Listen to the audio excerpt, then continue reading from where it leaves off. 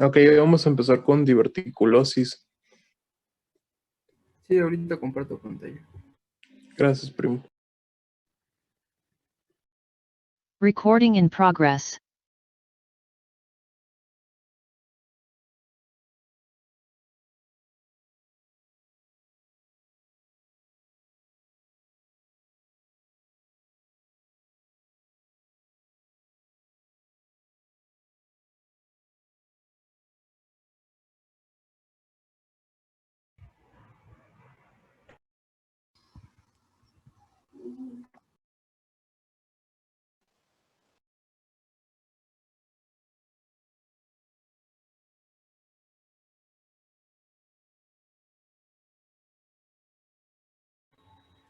Me dicen cuando ya lo puedan ver, por favor.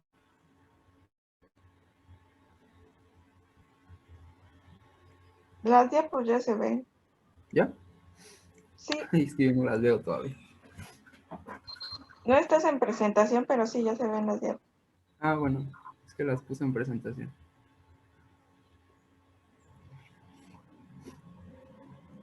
Ah, ching.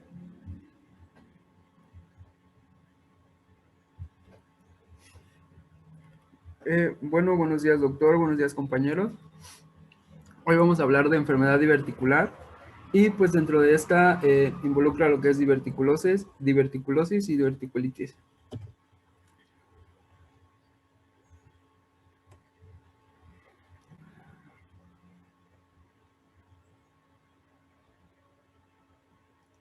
Ay, es que está bien lento.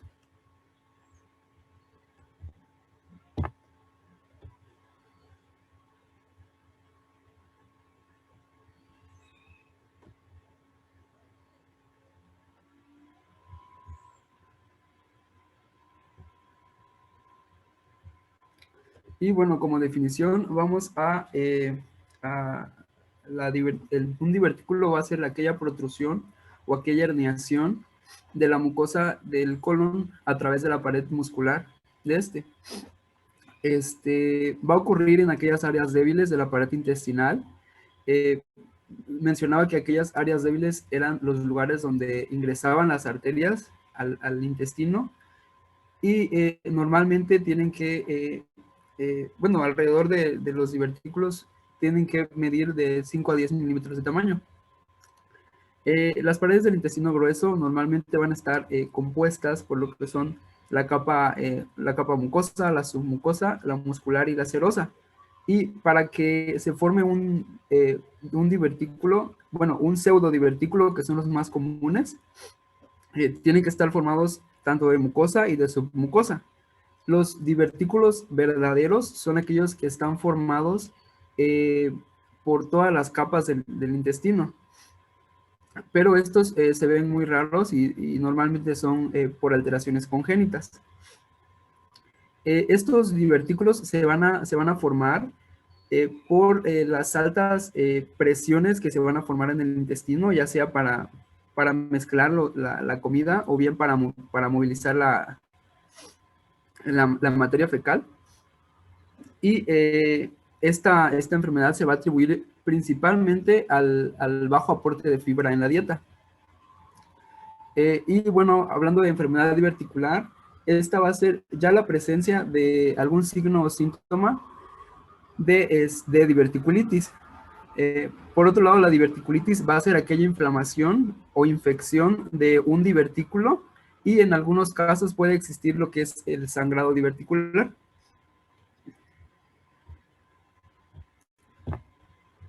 Y aquí podemos, bueno, en esta imagen podemos observar cómo se vería por fuera y en esta cómo se vería por dentro los divertículos. De acuerdo a la epidemiología, pues existen dos tipos de enfermedad diverticular, la simple y la complicada. Normalmente va a ser más común la simple, y la complicada puede presentar desde abscesos hasta lo que es una peritonitis y llegar a lo que es la sepsis. La incidencia de esta enfermedad va a ir aumentando conforme pasan los años, va a ser más común en pacientes ancianos de 80 años con un 65%, sin embargo también se puede presentar en lo que es en pacientes de 60 años e incluso en jóvenes y en menores de 40 años. En pacientes de 80 años mencionaba que afectaba a ambos sexos por igual, y en la enfermedad diverticular en jóvenes afectaba más a los hombres, y el principal factor de riesgo era la obesidad. Y en estos pacientes pues ya no se daba el manejo médico, sino que se pasaba directo a lo que es la cirugía. Bueno, de acuerdo a la etiología, pues se atribuye que es principalmente al poco aporte de fibra en la dieta, ya que se dice que la fibra, perdón, especialmente la insoluble, es la que ayuda a formar heces más sólidas y más voluminosas, perdón, y disminuye lo que es las contracciones muy fuertes que se forman en el colon.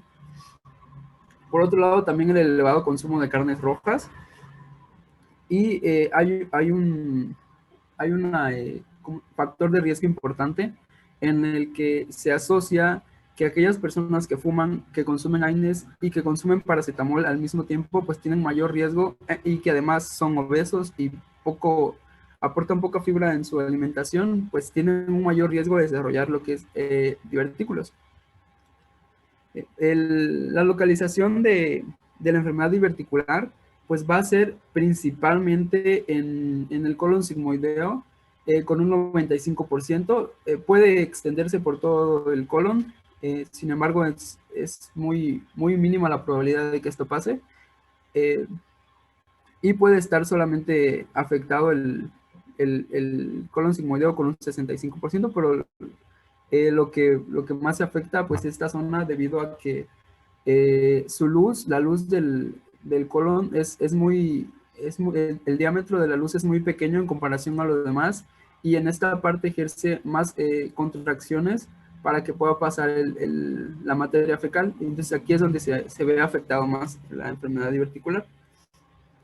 Generalmente la diverticulosis no va a presentar ningún síntoma. Cuando ya se presentan los síntomas es porque ya evolucionó a lo que es la diverticulitis, y ya sea por una infección, una inflamación o una obstrucción, pues ya se le considera que es una diverticulitis, y en un 15% de la población pues va a presentar sangrados, ya sea micro o macro, debido a que estos sacos que son los divertículos se llegan a romper. De acuerdo a la fisiopatología, pues, como les decía, existen áreas débiles del aparato intestinal, y estas áreas débiles son aquellos sitios donde penetran los vasos sanguíneos. Entonces, estos sitios, al estar en constante contracciones musculares, para que pueda pasar, para que se mezcle la comida y para que pueda pasar el material fecal, pues ejerce una mayor contracción para que esto se pueda realizar, y es ahí donde estos sitios débiles se hernian para poder formar lo que es el divertículo.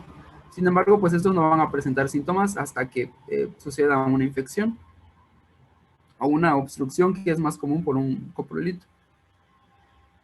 Bueno, como les decía, pues el sigmoide es la zona más común, y lo que puede suceder es que el colon sigmoideo pierde su función como tal, y se empieza a engrosar, se empieza a engrosar las paredes, y a eso se le conoce como micosis, un engrosamiento de la capa muscular, y que a su vez disminuye lo que es la luz del intestino. Por otro lado, dos alteraciones que pueden provocar, por lo tanto, los divertículos pueden ser aquellas que afecten lo que es en la elastina y afecten lo que es el colágeno. En la elastina, pues un aumento de esta dentro de las células musculares, y principalmente en la Taenia coli, puede mencionaba que puede hacer un acortamiento de esta y provocar que se formen, o bien en enfermedades que provocan alteraciones del colágeno, especialmente aquellas enfermedades congénitas como síndrome de Marfan o Ehlers-Danlos, o bien pacientes con riñones poliquísticos, van a provocar un daño o una disminución de la resistencia de la pared intestinal y que a su vez va a ser más fácil que se forme lo que son los divertículos. Y hablando de diverticulitis, pues va a ser, como les decía, cambios inflamatorios, que puede ser desde una inflamación simple hasta bien una peritonitis. Antes de que se dé lo que es la perforación, puede existir lo que es secreción, proliferación bacteriana, distensión, hasta llegar a lo que es una necrosis y una perforación. Y esto se va a dar ya sea bueno, principalmente por una obstrucción, por un coprolito, y pueden existir perforaciones micro o macrovasculares que en dado caso pueden llegar hasta formar abscesos. Dentro de sus manifestaciones clínicas, como les decía, la diverticulosis no va a presentar ningún síntoma, sin embargo puede tener alteraciones como son flatulencias, puede haber meteorismo, alteraciones del tránsito intestinal, o bien dolor al defecar o al expulsar gases. Sin embargo, pues muchos pacientes no les van a dar tanta importancia a esto que le pase, ya hasta que esto evoluciona a lo que es una diverticulitis.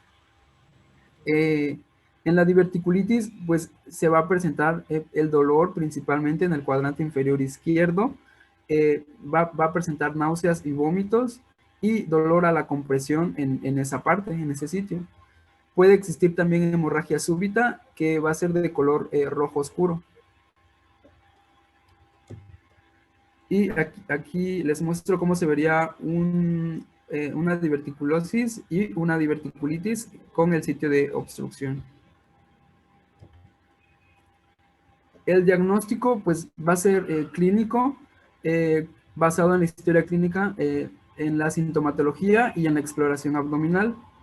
Ya con esto se tiene el diagnóstico, sin embargo se puede corroborar con laboratorios. No siempre va a estar presente, sin embargo puede haber leucocitosis o bien anemia. Y lo que se recomienda o lo que es el mayor valor diagnóstico pues es una tomografía. En esta se va a valorar lo que es la pared intestinal, se va a valorar si hay grasa mesentérica, y aquí es donde se van a ver lo que son los abscesos asociados. Pero mencionaba que la tomografía pues a veces suele ser muy cara y no muchos pacientes tienen la posibilidad de realizarse una. Lo que se recomienda pues es el ultrasonido, que también no nos da tantos datos, sin embargo nos ayuda a diagnosticar también lo que es los divertículos. Y pues en esta vamos a observar lo que son los abscesos también. El flegmón mencionaba que era un absceso pero mal definido y que se extendía por muchos tejidos. Y se puede observar también el engrosamiento de la pared intestinal.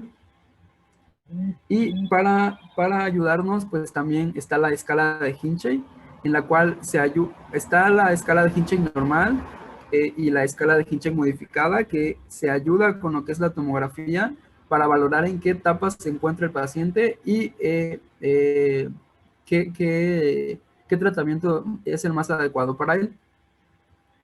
Por otro lado, la colonoscopía no se recomienda en pacientes que tengan una diverticulitis aguda, ya que esto puede agravar el problema, incluso puede provocar una perforación. Y mencionaba que estos nada más se pueden realizar ya cuando el paciente esté estable y cuando ya no presente ningún síntoma de abdomen agudo.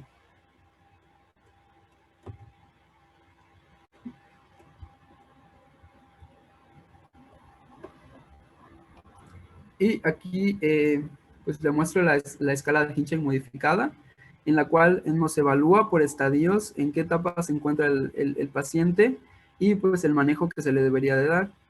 Tenemos el estadio 0, en la cual ya hay una diverticulitis, sin embargo esta todavía no está tan avanzada y es moderada, digamos. En este estadio 0, digamos que todavía pues es una diverticulosis a pesar de que ya está inflamada. Sin embargo, esta se puede tratar con cambios en la dieta o nada más manejo fármacos para tratar los síntomas. Mencionaba que el tratamiento antibiótico sí se puede dar, sin embargo, no está tan recomendado en los primeros estadios, ya que no va a ayudar de mucho. En el estadio 1 nos divide en 1A y 1B de acuerdo al absceso que presente. En el 1A ya hay una inflamación como tal, sin embargo, no hay un absceso presente y en este el manejo puede ser todavía con cambios en la dieta y con manejo farmacológico. En el 1B ya se presenta el absceso y hay que valorar de qué tamaño se encuentra para ver si el manejo es conservador o si mide ya más de 2 centímetros, pues se realiza lo que es el drenaje percutáneo. En el estadio 2, el absceso ya está más avanzado y ya puede encontrarse en la pelvis retroperitoneal o bien en otros sitios. Aquí también hay que valorar el tamaño del absceso. Si es mayor a 2 centímetros, también se realiza drenaje percutáneo. Y ya en el estadio 3 y 4, pues ya esto es ya es urgencia, cirugía de urgencia, ya que pues puede provocar hasta la muerte del paciente. En el 3 hay peritonitis generalizada, sin embargo, el saco pues todavía no está roto. Ya en el 4 pues ya se rompe y ya empieza a comunicarse con la luz intestinal. Aquí abajo podemos observar las imágenes. El absceso pues en el estadio 1 todavía está confinado. En el estadio 2 ya está más grande y puede abarcar más tejidos. En el estadio 3 podemos observarlo que todavía está cerrado y en el estadio 4 ya es cuando hay perforación.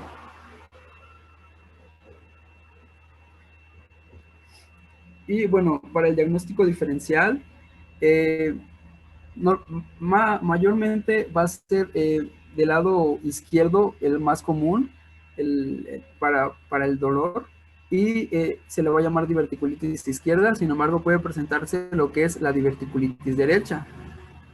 Dentro de la diverticulitis izquierda, los diagnósticos diferenciales pueden ser cáncer de colon, Crohn y CUSI.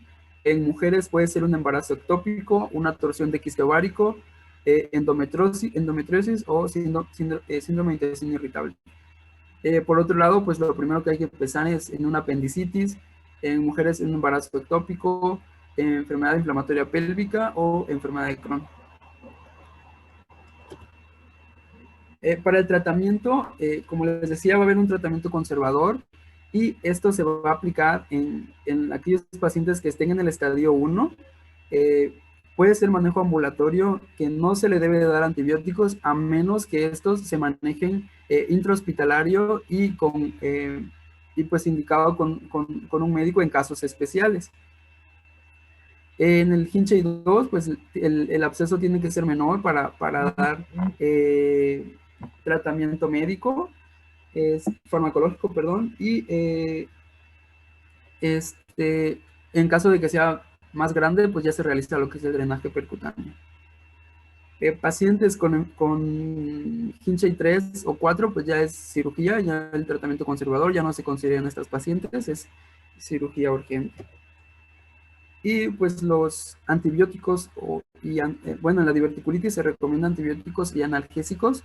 El que se debe dar es rifaximina, 400 miligramos, cada 12 horas por 7 días, una vez al mes, y la mesalazina de 800 miligramos cada 12 horas por 10 días. Por otro lado, también se puede dar el metronidazol más ciprofloxacino de forma ambulatoria.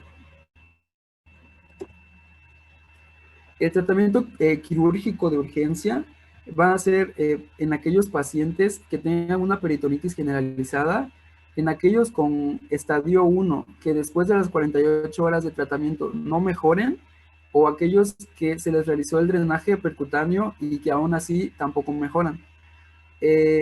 La cirugía que se recomienda es la resección del sigmoides con anastomosis primaria, y como segunda opción lo que es el procedimiento de Hartmann.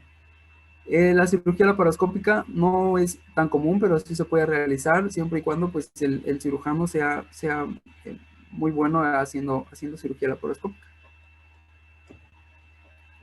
El tratamiento que se debe de dar si el cuadro no mejora, pues ya es manejo intrahospitalario, y en este se recomienda lo que es el ayuno, estabilización hidroeléctrica, el uso de antibióticos. En estos se usa un doble esquema de antibióticos que es metronidazol y quinolona, metronidazol y una cefalosporina, o bien imipenem y meropenem. También se usan lo que son analgésicos, y el drenaje percutáneo en aquellos abscesos grandes, cuando haya fiebre. Bueno, los procesos que no son quirúrgicos, como el drenaje percutáneo, son en aquellos abscesos grandes que presenten fiebre. Bueno, y aquí está el procedimiento de Hartmann, en la cual se quita como tal el colon sigmoide, se cierra el recto y se realiza lo que es una colostomía.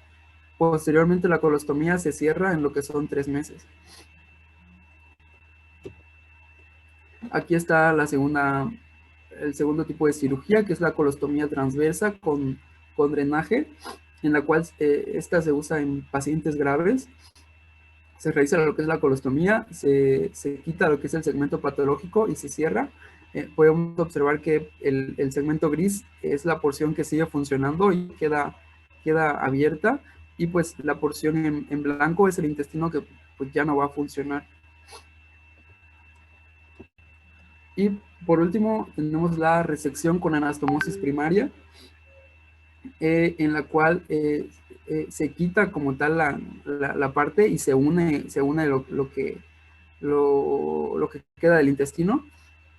Y pues esta mencionaba que era menos invasiva, no sé por qué, pero pues yo veo igual de complicada que las anteriores. Y pues eso sería todo. Gracias, Doc. ¿Tienen alguna duda, muchachos? ¿No? Nada. No. A ver, miren, entonces, es que es litis diverticulosis cuando hay un proceso de infeccioso, inflamatorio, puede haber hasta abscesos. Sea la edad que sea, el tratamiento no es quirúrgico hasta que exista alguna complicación como perforación, hemorragia. Cuando el paciente presente 2 o más cuadros de hemorragia por divertículos en un año, ya el manejo es quirúrgico, pero no es la cirugía dependiendo de la edad, porque decía ahí el doctor que a los 30 años no es quirúrgico, doctores. Al menos que haya alguna complicación, pues como la perforación libre es quirúrgica, y les repito, 2 o más sangrados al año, obviamente por diverticulosis, ya es una indicación de sección, y vas a hacer la cirugía dependiendo del trayecto del colon que esté afectado. Normalmente es el sigmoides,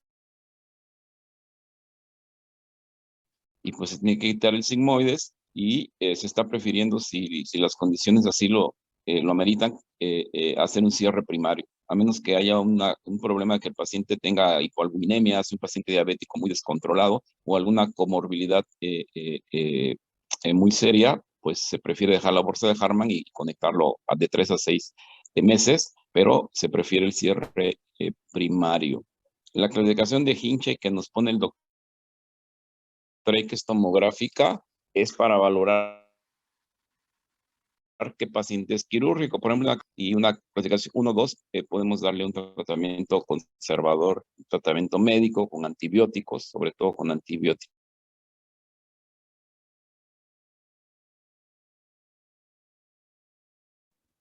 ¿Me escuchan, doctores?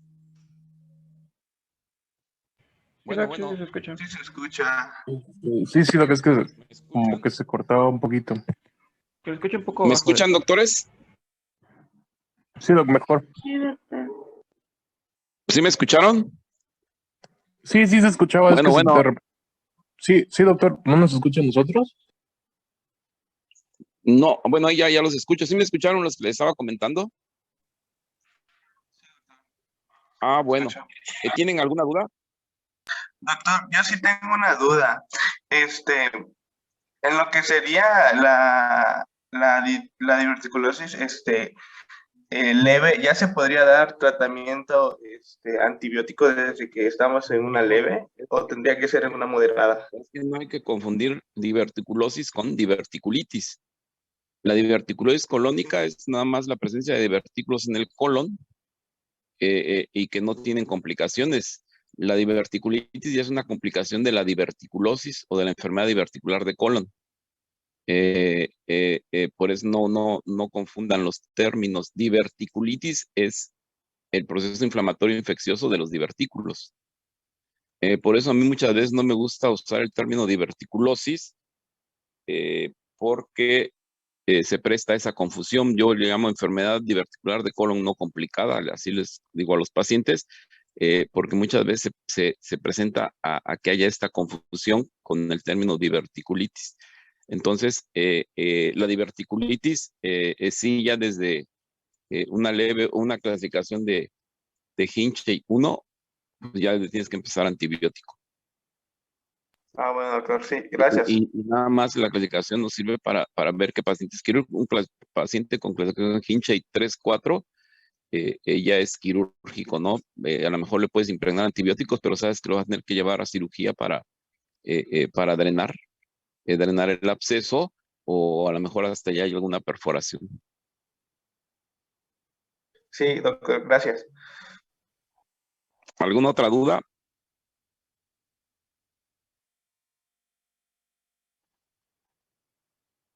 No, doctor, todo bien. Creo que no. ¿Prepararon así como les dije, Rodríguez, hemorroides y fístulas o no?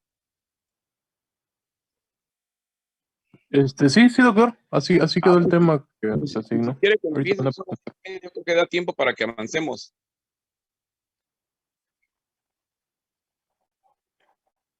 Jimé, a ver, apunta este número.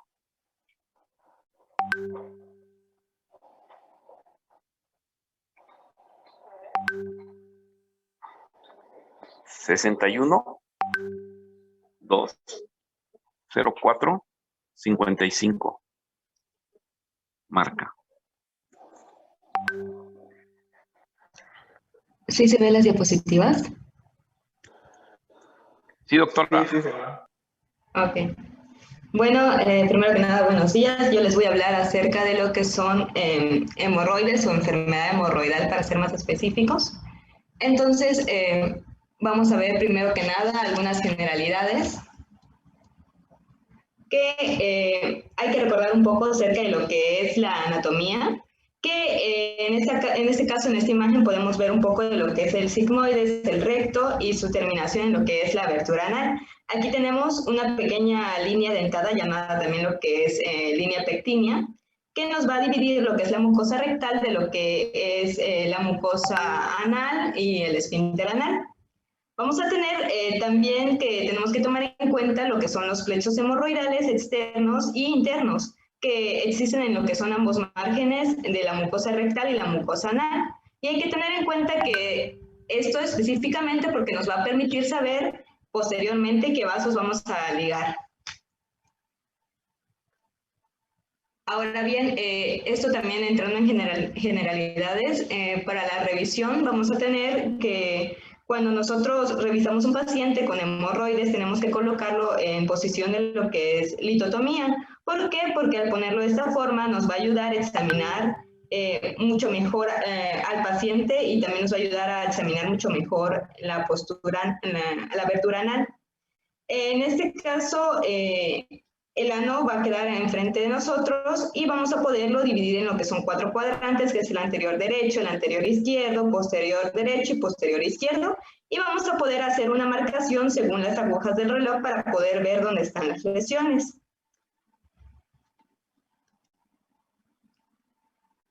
Y hay que repasar también un poco acerca de lo que son la vascularización de los plexos hemorroidales, que nosotros tenemos dos, un interno y uno externo. Vamos a ver que el interno se divide en lo que son 3 paquetes, y estos están ubicados según las manecillas del reloj a lo que son las 5, las 7 y las 11 horas.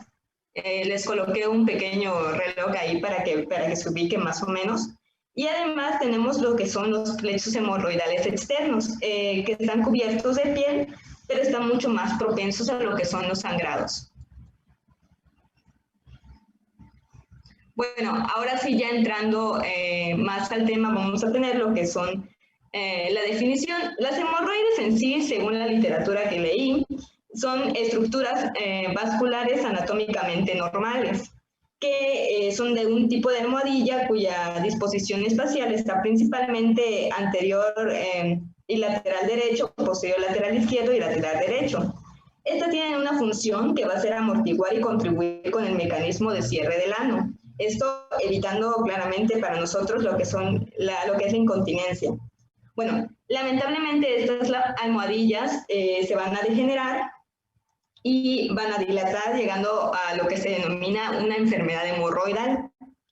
Entonces, lo que sucede es que los cojinetes se van a dilatar y se van a desplazar hacia la parte de abajo de lo que es la línea pectínea. Aquí en la imagen lo podemos ver. Y esto muchas veces es a causa de lo que es una alteración en un músculo de la suspensión, principalmente en el músculo que conocemos como músculo de Treitz. Bueno, entonces va a haber una pequeña diferencia entre hemorroides, según lo que leí, que las hemorroides las podemos encontrar anatómicamente como un tipo de almohadillas, pero ya una enfermedad hemorroidal ya sería cuando hay dilatación y degeneración de este tipo de hemorroides o este tipo de almohadillas. Ahora bien, en lo que respecta a lo que es la epidemiología, vamos a encontrar que ocupa el primer lugar de enfermedades del recto e intestino grueso, y tiene una prevalencia mundial que va desde el 2.9% hasta el 27.9%. Y más del 4% de pacientes van a presentar lo que es una sintomatología. También tiene una incidencia que tiende a aumentar entre los 45 a los 65 años, pero generalmente se va a presentar esta patología en lo que son las personas mayores de 40 años. Generalmente muchas personas, o el 50% de personas mayores de 40 años, van a sufrir lo que es una enfermedad hemorroidal. Ahora, en fisiopatología, existen lo que son 3 teorías que tratan de explicar esta patología hemorroidal en sí, que va a ser una de ellas la teoría esfinteriana. La teoría esfinteriana va a hablar acerca de una disregulación o un mal funcionamiento en el esfínter anal, la cual va a producir dilataciones de los plexos hemorroidales. Vamos a tener la teoría hemodinámica, que nos habla de que en algún momento aumenta tanto la presión en estos plexos que empieza a dilatar, se empiezan a dilatar de manera patológica. Generalmente esto es debido a un esfuerzo crónico, y vamos a tener la teoría mecánica, que esta está más ligada a lo que son los cojinetes. Ahora, no está bien definido ni claro cuál de estas 3 teorías es la causante, pero se tienen en consideración las 3 teorías.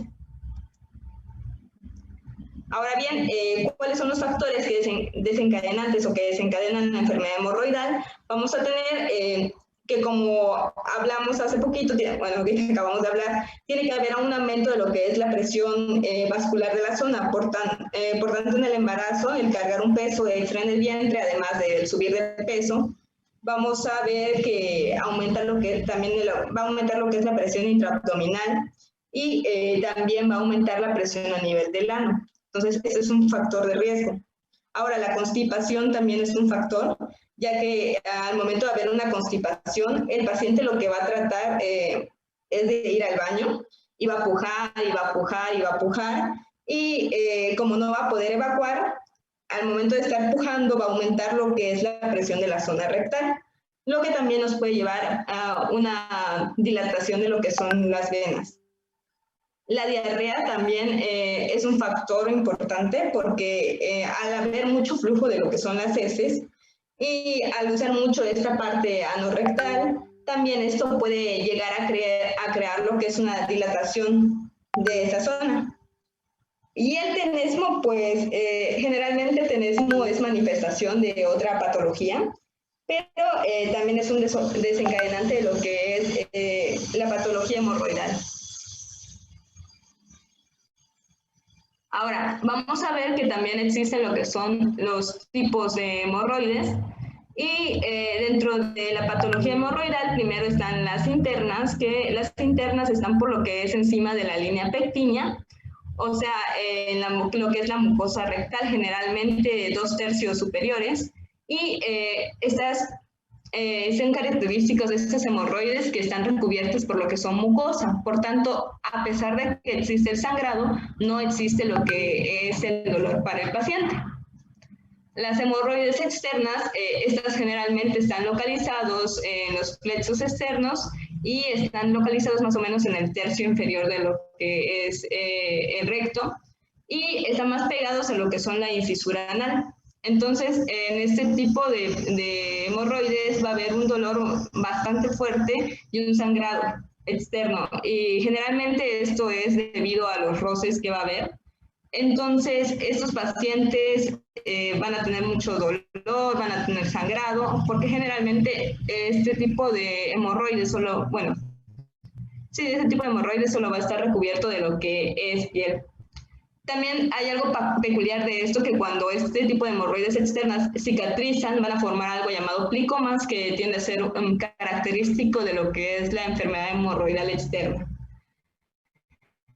Y las mixtas, que son una combinación de ambos, tanto internas como externas. Bueno, podemos ver aquí que una hemorroide interna principalmente van a ser encima de lo que es, si va a tener el sangrado constante. A veces el paciente puede ir al baño e incluso puede ver lo que es un goteo. Como les había mencionado, no va a tener dolor, y la hemorroide al tocarse sí va a sangrar. Ahí podemos ver la ubicación de ambas. Ahora, en cuanto a clasificación de hemorroide, generalmente es de hemorroide interna esta clasificación.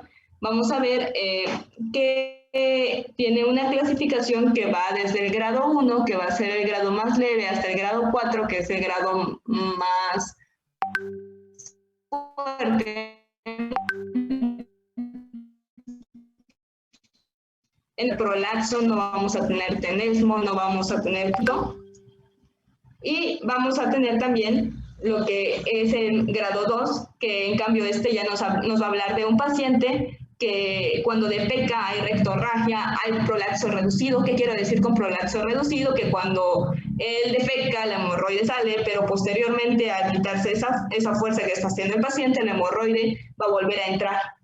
Entonces este paciente puede tener prurito, puede tener también a veces sensación de cuerpo extraño, por lo que le puede causar molestias. Y vamos a tener la hemorroide grado 3, que nos habla ya de una rectorragia con prolapso.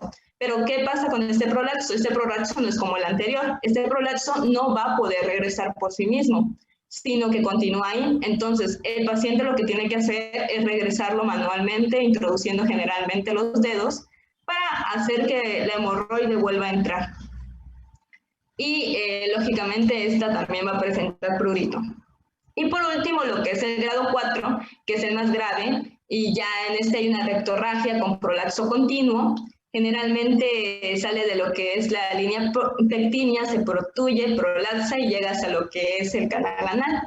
Y en este ya hay mucho dolor y se complica en muchas ocasiones con lo que es la trombosis, y ya vamos a encontrar un paciente adolorido, un paciente que sangra constantemente, que tiene sensación de cuerpo extraño, que tiene prurito, entre otras cosas. Ahora, en cuanto a la clínica, lo podemos dividir en lo que son las internas y las externas. Bueno, en las hemorroides internas vamos a encontrar que puede haber rectorragia, principalmente sin dolor, que eso es la diferencia principal. Puede haber secreción mucosa y puede haber prurito. En cuanto es a las hemorroides externas, vamos a encontrar que cuando se complican generalmente con una trombosis, vamos a tener una masa de color violácea o rosada, ya vamos a tener dolor y vamos a tener sangrado. En cuanto al diagnóstico, ¿qué vamos a ver cuanto al diagnóstico? Generalmente a este paciente lo ponemos en posición de litotomía, que les había comentado en generalidades, y vamos a ver que en lo que respecta al diagnóstico, la inspección anal es lo primero que vamos a realizar. Vamos a realizarla en reposo y en esfuerzo. Si es posible realizar el tacto rectal, se va a realizar. Si no es posible, por el dolor que tenga el paciente, no se realiza. Y esto nos va a servir para buscar principalmente lo que es un prolapso, hemorroides externas, dolor, sangrado activo, presencia de lesiones o masas. Generalmente, si las hemorroides se pueden visualizar, se prefiere hacer un diagnóstico por visualización y estado clínico. Si ya no podemos visualizarlas por este tipo de métodos, vamos a recurrir a lo que son los diagnósticos de gabinete. Generalmente se realiza lo que es una anoscopía, que consiste en introducir lo que es una especie de espéculo anal y poder observar dónde está localizada la lesión. Si ya no nos sirve la anoscopía, podemos recurrir a lo que es una rectosigmoidoscopía, que en este caso, si mal no me equivoco, ya se valoran aproximadamente 40 centímetros a partir de lo que es el ano. Y ya en caso de tener una sospecha de alguna otra patología, podemos recurrir a una colonoscopía, a una TAC. Generalmente esto ya va a ser más si encontramos alguna sospecha de lo que es un cáncer de colon o una enfermedad inflamatoria intestinal, pero ya cuando hay sospecha. Entonces, en general, si no podemos resolverlo por la clínica y por la sintomatología y la visualización, el primer método que vamos a realizar es una anoscopía. En lo que respecta al tratamiento, vamos a tener tratamiento de primera línea, que en este caso va a ser el incrementar la ingesta de fibra para el paciente, el incrementar la ingesta de líquidos, y para episodios agudos podemos tener implementar lo que son sediluvios y suplementos de fibra.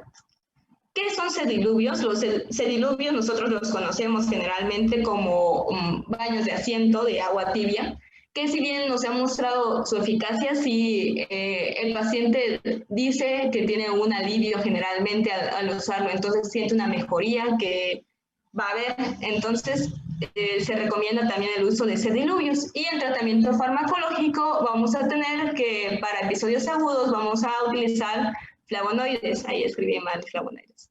Estos flavonoides no se van a utilizar en pacientes embarazadas. ¿Qué flavonoides podemos utilizar? La guía de práctica clínica nos dice que podemos utilizar flavonoides que van desde castañas de indias hasta lo que es diosmina. La diosmina también es un tipo de fármaco, por así decirlo, que nos va a ayudar a ayudar al paciente. Ahora, esto generalmente se va a dar en lo que son los grados 1 y en algunos casos en los grados 2. Entonces, vamos a tener un tratamiento alternativo que se va a utilizar si no funciona el grado 1, o también se va a utilizar en grado 2 y 3, en el que ya ha fallado el tratamiento médico. Este tratamiento alternativo es la ligadura con banda elástica. Es tratamiento alternativo de primera línea. Los otros tratamientos que están viendo aquí, que es la escleroterapia y la fotocoagulación, tienen indicaciones demasiado precisas, entonces se sugiere utilizar la ligadura con banda elástica, principalmente como tratamiento alternativo. Ahora bien, tratamiento quirúrgico, que en este caso, cuando ya realizamos lo que es un tratamiento quirúrgico, se recomienda lo que es la hemorroidectomía, que es un tipo de técnica cerrada de Ferguson generalmente, y estas se van a dar en indicaciones en hemorroides grado 4 principalmente, o en hemorroides grado 3, grado 2, grado 1, en el que ya falló el tratamiento médico y ya falló el tratamiento alternativo. Este igual se utiliza de primera línea, por así decirlo, se sugiere utilizar lo que es la hemorroidectomía, principalmente en vez de estos otros que estoy aquí, que la ligadura de la arteria hemorroidal o la hemorroidopexia. Entonces, ahora, todos estos tratamientos que les estoy mencionando, si se dan cuenta, generalmente van dependiendo del grado 1 al grado 4 de lo que es la clasificación interna. Pero, ¿qué pasa si nosotros tenemos una hemorroide externa? En el caso de hemorroides externas, lo que ya generalmente es trombosadas, lo que vamos a hacer es una excisión quirúrgica que se sugiere que se realice en las primeras 72 horas. Ahora, este es un pequeño resumen de qué vamos a hacer. Como les había dicho, el grado 1, si no nos sirve tratamiento médico, y ya pues en este caso de no servirnos, no hay mejoría, pues recurrimos a la ligadura con banda elástica, una escleroterapia, una fotocoagulación. Si ya hay mejoría, nos vamos a consulta externa, y si no, pues ya tenemos que recurrir a la hemorroidectomía. En el grado 3 generalmente es una hemorroidopexia, también se puede tratar con tratamiento médico, o podemos utilizar lo que es una ligadura de arteria guiada por ultrasonido.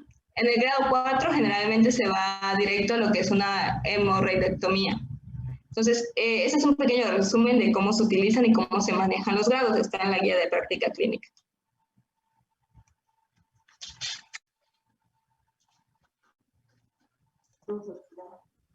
Gracias, doctora.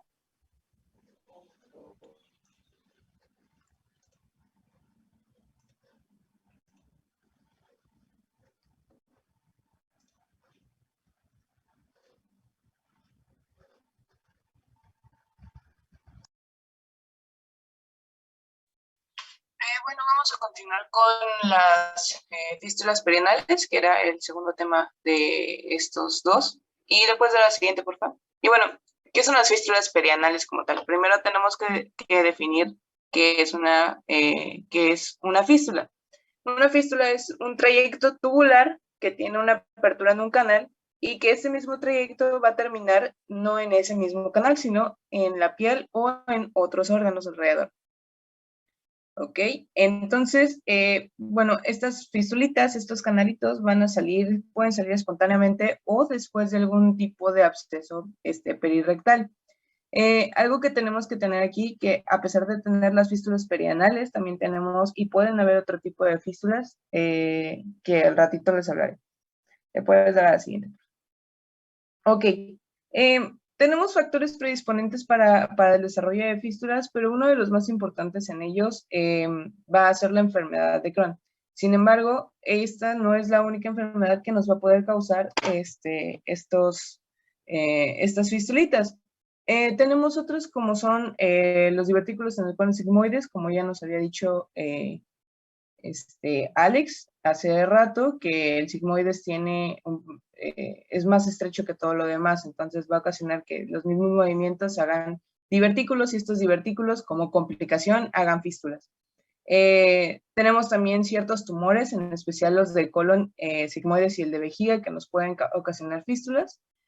También un ligero traumatismo anal nos puede causar este tipo de problemas, más que nada por la obstrucción que tiene y por la presión que nosotros también podemos ocasionar en nuestros pacientes.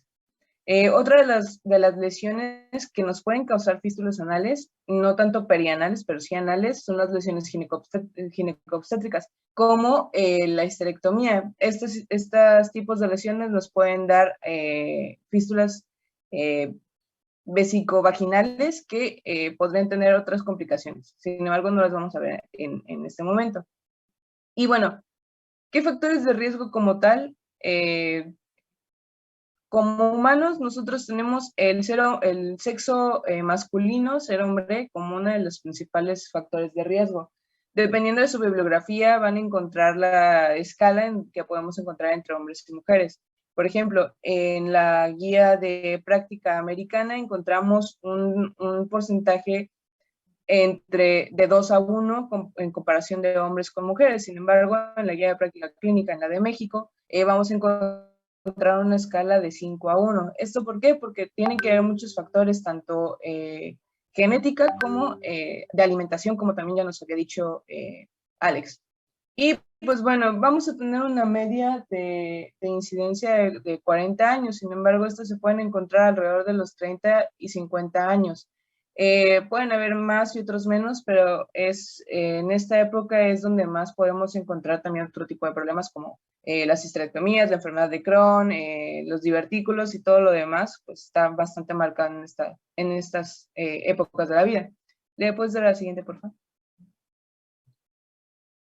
Y pues bueno, como les dije, vamos a tener diferentes localizaciones. Como tal, la fístula perianal, esta vamos a tener que el 90% de ellas se van a originar en las criptas anorrectales. En un momento vamos a ver ya como tal la anatomía, en dónde se originan y la clasificación. Y como les dije, vamos a tener otros tipos de fístulas, como son las congénitas, y estas son muy comunes en los varones. Tenemos también a otros órganos cercanos, como son las fístulas colovesicales, que pues van a ser hacia la vejiga, y, perdón, aquí corrijo, son las colovaginales, que pues van a ir directo a la vagina en alguna lesión o iatrogenia en ginecobstetricia. ¿Le puedes dar al siguiente, por favor? Y bueno, nada más para recordar cómo está formado el recto, vamos a encontrar estructuras importantes en todo lo que es la zona baja del recto, ¿no? Vamos a encontrar a los músculos importantes aquí, vamos a tener al elevador del ano, vamos a tener también a los esfínteres, tanto el interno, que pues obviamente va a estar más adentro, y el esfínter externo, que está pues dividido en varias partes. Sin embargo, en las fístulas lo vamos a dejar como un solo músculo. Y dentro de estos dos esfínteres vamos a encontrar a las criptas y a las glándulas. Y esto es muy importante. El 90%, como ya les había dicho, va a estar originado en las criptas y en las glándulas, que van a estar muy cerquita. Entonces, estas fístulas se van a llamar criptoglandulares. Recuerden, el 90% salen de ahí. Ahora, algo importante que les tengo que decir, vamos a tener dos orificios, uno de entrada y el otro de salida. El orificio primario es el de entrada. Por ejemplo, el orificio primario estaría en las criptas y en las glándulas. Y el orificio secundario va a estar la que está conectada a la de salida en la piel. ¿Ok? Entonces, vamos a darle a la siguiente, por favor. Bueno, aparte de esto, tenemos ciertas direcciones. No todas van a ir hacia abajo como nosotros pensaríamos. Fístula necesita una salida. Pero bueno, ¿hacia dónde puede salir? Vamos a encontrar diferentes direcciones. La principal, y creo que es la más importante, la más común, es la que van hacia abajo, la normal, ¿no? Estas van a ser, en algunos casos, ocasionadas por abscesos perianales, y gracias a este absceso perianal, pues se va a ocasionar una fístula interesfentérica. Hay otras fístulas, como son las laterales, que van a ser causadas por los abscesos isquiorrectales, y estas se van a llamar fístulas transesfintéricas. Y las que van hacia arriba, que hay bastantes tipos, incluso hay una que se llama hasta en herradura, van a ser causadas por abscesos pélvicos. Y estos abscesos pélvicos nos van a dar las fístulas extraesfintéricas. Entonces, interesfintéricas van hacia abajo, transesfintéricas van hacia los laterales, y hacia arriba van las extraesfintéricas. ¿Le puedes dar a la siguiente, por favor? Y aquí nos vamos a centrar en lo que les había dicho, tanto en la dirección que van a tomar como en el origen de estas. Como les dije, aquí están marcados en un cuadrito todos los tipos de glándulas, de fístulas que pueden originarse en las glándulas y en las criptas. Aunque también podemos originarlas un poco más arriba y que pueden dar la vuelta, como ya les había dicho. Esta clasificación va a ser la clasificación de Parkes. La clasificación de Parkes nos va a dar una clasificación que nos va a servir tanto para origen como para un tratamiento. Sin embargo, pues vamos a clasificarlo en 5 principalmente. Hay una que es la superficial, que esta ni siquiera entra como tal un tipo, pero la podremos poner como si no mal recuerdo, como 0 o 5. De ahí nos vamos con la tipo 1, que es la interesfintérica, que es la que les dije que va hacia abajo y es la simple. Esa es la más sencilla porque no va a dañar el esfínter anal externo y no tiene un recorrido tan largo. La tipo 2 es la transesfintérica, que está a la izquierda, por si la están buscando. Esta va, como dice su nombre, va a pasar por los dos esfínteres y va a desembocar en alguna parte dentro del periné, cerca del ano. Ahora, la tipo 3 va a ser la supraesfintérica, porque como ven, está haciendo un caminito en donde nada más pasa por el esfínter anal interno, sube y da la vuelta hasta el elevador del ano sin tocar al esfínter anal externo, lo cual también nos va a traer ciertas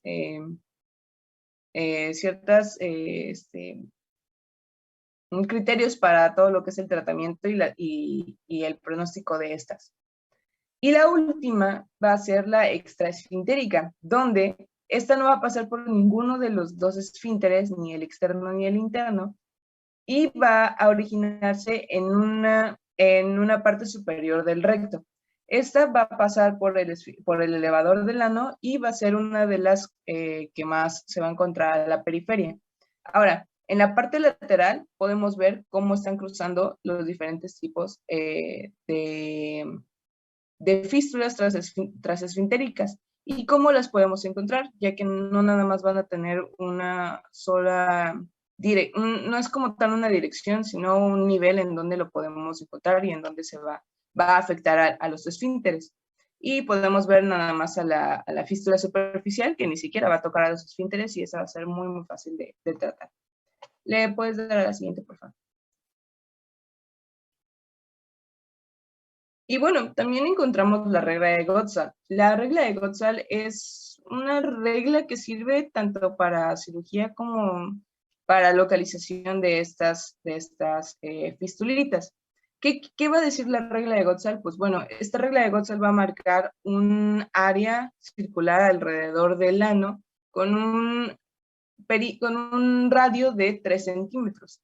Si marcamos el radio de 3 centímetros, o sea, un diámetro de 6 alrededor del ano, y ponemos a la línea media en la línea transversa anal, en los isquios, podemos ver cuáles son las que van a estar en una posición anterior al ano y en una posición posterior al ano.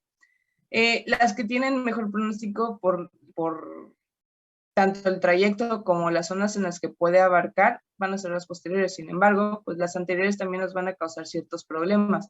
Y estas se van a ver más relacionadas con las fístulas complejas en la mujer, que más adelante les hablaré. ¿Puedes dar a la siguiente, por favor? Bueno, aquí es donde les decía que hablábamos de las fístulas anteriores. Bueno, estas fístulas también hay una clasificación que no es tanto como clasificación, sino nada más es la compleja o la complicada, en donde, pues bueno, vamos a involucrar a más del 30% de todo lo que es el esfínter. Estas van a ser recurrentes, van a tener un trayecto múltiple o en herradura, incluso estas se pueden bifurcar y en lugar de tener un orificio secundario, vamos a tener dos orificios secundarios o 3. Estas en el trayecto anterior en las mujeres porque podemos tener problemas ginecológicos. Estas no van a tener un origen criptoglandular, o sea que puede ser causado por radiación, por cáncer, por enfermedad de Crohn, etc. Y también estas nos van a ocasionar incontinencia fecal que ya teníamos o que nos pueden ocasionar en un futuro al momento de estar en cirugía. ¿Le puedes dar a la siguiente, por favor? Bueno, la presentación. ¿Cómo va a ser la presentación? Vamos a tener antecedentes, por lo mismo que va a estar la enfermedad de Crohn, los abscesos anorectales, los divertículos y los tumores como unos factores predisponentes. Vamos a tener dolor porque obviamente estos abscesos pues, van a tener infección, entonces nos van a doler, es parte de la infección. Vamos a tener también secreción del material purulento debido a la infección y de los abscesos. Y en algunos casos, por ejemplo, en los colovesicales, vamos a tener neumomaturia, que va a ser la salida de gas por la orina. Normalmente esto es al final cuando ya se vacía toda la vejiga. Vamos a tener también fecaluria, que va a ser la expulsión de heces por la uretra. Y también vamos a tener infecciones de vías urinarias recurrentes, por lo mismo que no va a estar estéril la vejiga. ¿Le puedes dar a la siguiente, por favor? Ahora, en diagnóstico, pues lo primero que vamos a hacer es una exploración física y nosotros aquí podemos encontrar visibles el orificio secundario. Pues obviamente hay que buscarlo y no todo el tiempo van a aparecer tan bonitos como en las imágenes, porque pueden ser muy, muy pequeños y apenas nos damos cuenta por el simple hecho de la secreción que tenemos. Y en ciertos casos, cuando nosotros hacemos una palpación en el recto, podemos incluso hasta sentir el orificio primario y el trayecto de la misma fístula. Ahora, ¿qué va a ser los estudios que tenemos que pedir a fuerzas? Va a ser una fistulografía con contraste, que esto es prácticamente meter contraste dentro de la fístula y ver cuál va a ser su trayecto, dónde desemboca y dónde se origina. También en un caso de tener una fístula completa o compleja en este caso, y estemos sospechando de la misma, tenemos que pedir un ultrasonido anal. El ultrasonido anal nos va a servir para identificar el trayecto de los mismos a través de los esfínteres, que en las siguientes imágenes les mostraré. También podemos hacer en caso de sospechar de una fístula hacia órganos, podemos hacer una tomografía con contraste, en donde también podemos encontrar aquí el contraste tanto en vagina como en vejiga y cierto aire dentro de ellas. También podemos pedir una resonancia magnética si el ultrasonido no es concluyente, una sigmoidoscopía que también podemos pedir para encontrar el trayecto, el origen de estas fístulas, y esto es muy importante en caso de que sospechemos de algún tipo de enfermedad gastrointestinal. Por ejemplo, en Crohn o en divertículos es bastante común pedirla. Y ya por último, pedimos una manometría en dado caso que tengamos incontinencia anal. Le dan a la siguiente, por favor. Como les dije, aquí tenemos a la fistulografía a la izquierda, que es el contraste, pues nos va a marcar el trayecto de la fístula. Y del lado izquierdo vamos a encontrar a la ultrasonografía anal, que vamos a tener aquí los diferentes esfínteres. Por ejemplo, el interno es Elías, el esfínter anal interno va a estar más cerca de la luz y va a estar un poco más delgado. Y el esfínter anal externo, pues va a ser un poco más grueso y se va a ver un poco más radiolúcido en la imagen.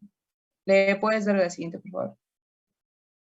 Ahora, como les decía, la tomografía con contraste para las fístulas hacia otros órganos. Aquí podemos tener un claro ejemplo de una fístula colovesical, en donde encontramos tanto contraste en la vejiga como aire en la parte superior de la misma. ¿Le puedes dar a la siguiente, por favor? En los diagnósticos diferenciales, pues los más importantes van a ser las fístulas uretroperineales al momento de la exploración. Podemos ver ahí una fístula, también la tenemos que descartar. Tenemos también que descartar los quistes pelionidales, que pues nada más van a ser unos quistes cerca del periné. La hidradenitis, que va a supurar, y los senos dérmicos supurativos, que también nos van a ocasionar sospecha. ¿Le puedes dar a la siguiente, por favor? Ahora, en cuanto a diagnóstico o el manejo tiene que ser tanto quirúrgico como conservador. En dado caso que tengamos una enfermedad, por ejemplo, Crohn y divertículos, lo principal es tratar las enfermedades. Incluso cuando tenemos tumores o algo que nos esté marcando, que nos esté dando pauta a una etiología ya más marcada. En dado caso que tengamos enfermedad de Crohn, tenemos que iniciar tratamiento con medicamentos. Aquí hay de dos. Podemos iniciar el tratamiento con antibiótico-terapia, que es metronidazol, e incluso podemos dar ciprofloxacino, aunque ya se está manejando un poquito más el metronidazol, según la guía americana. Y encontramos también el infliximab, que va a ser un inmunosupresor, que también nos va a ayudar a bajar un poco la enfermedad de Crohn. Ahora, hablando de técnicas quirúrgicas, pues tenemos desde los más conservadores hasta los más agresivos, por ejemplo, la fistrostomía, que no es no es muy recomendada en caso de Crohn porque con la diarrea estas se pueden infectar y en lugar de mejorar nos van a alterar. Y esta fistulostomía nada más va a ser para fístulas simples. Aquellas fístulas que sean complejas, las que ya vimos, las transesfintéricas, supraesfintéricas y extraesfintéricas, estas no nos van a servir. Así que casi no es muy recomendada. Para ello tenemos diferentes tratamientos, como son los colgajos, en dado caso que tengamos una fístula compleja, que estos pues, van a ser colgajos en donde vamos a poner y a pasar diferentes tipos de intestino para poder terminar ahí la fístula. También podemos encontrar tapones biológicos y la imagen de la izquierda es un tapón biológico de Stone, que este es bastante utilizado para diferentes enfermedades como son los divertículos y la enfermedad de Crohn. También podemos encontrar adhesivos de fibrina que pues literalmente van a cerrar los orificios y con eso se va a manejar una fístula simple. Y también podemos encontrar la ligadura del trayecto fistuloso interesfinteriano, que esta va a ser bastante común y nos va a aliviar y a manejar bastante bien una fístula transesfintérica y supraesfintérica. ¿Le puedes dar a la siguiente, por favor? Bueno, esta es la guía de práctica clínica, en donde es prácticamente todo lo que les dije. Dependiendo de lo que tengamos, es lo que debemos de tratar. Si debemos de tratar etiología, si es simple, podemos hacer fistulostomía, y si no es simple, tenemos que ver qué podemos ver, si es cetón, si es colgajo, o si es fibrina. Le dan a la siguiente, por favor. Bueno, esto es el tratamiento de Crohn, que prácticamente es... nos va a decir que el 40% de los pacientes de Crohn van a terminar con una fístula perianal, en donde pues, bueno, vamos a tener que controlar con antibióticos y el drenaje de abscesos, porque normalmente pueden tener abscesos. Y dentro de los antibióticos, como ya les había dicho, el metronidazol es bastante común, y si esta es compleja, pues ya meterle la flixtimab. Y pues bueno, algunos puntos de control, por ejemplo, estar checando a nuestros pacientes, controlar, si no sabía que tenían enfermedad de Crohn, pues obviamente mandarla y referirla con un especialista y manejar también el dolor de estos pacientes, que pues va a ser ya por la misma enfermedad. ¿Le puedes dar al siguiente, por favor? Y pues bueno, en complicaciones que tenemos la incontinencia fecal, y esta la vamos a calcular con la escala de George Wexner, que nos va a decir que si tenemos de 1 a 9 puntos va a ser una incontinencia leve, de 10 a 19 va a ser una incontinencia grave o moderada, y cuando tenemos ya 20 puntos, que es el máximo, vamos a tener a un esfínter completamente incompetente, y obviamente vamos a tener una insuficiencia fecal completa. Y la siguiente. Y eso ya sería todo de fístulas. Gracias, doctora. Gracias. ¿Tienen alguna duda, doctores? Nada. Rodríguez, para mañana que preparen cáncer colorectal y apendicitis aguda, ¿sale? Sí, doctor, gracias. Gracias, nos vemos mañana. Gracias, muchachos. Hasta luego, doctor, igualmente. Nos vemos mañana.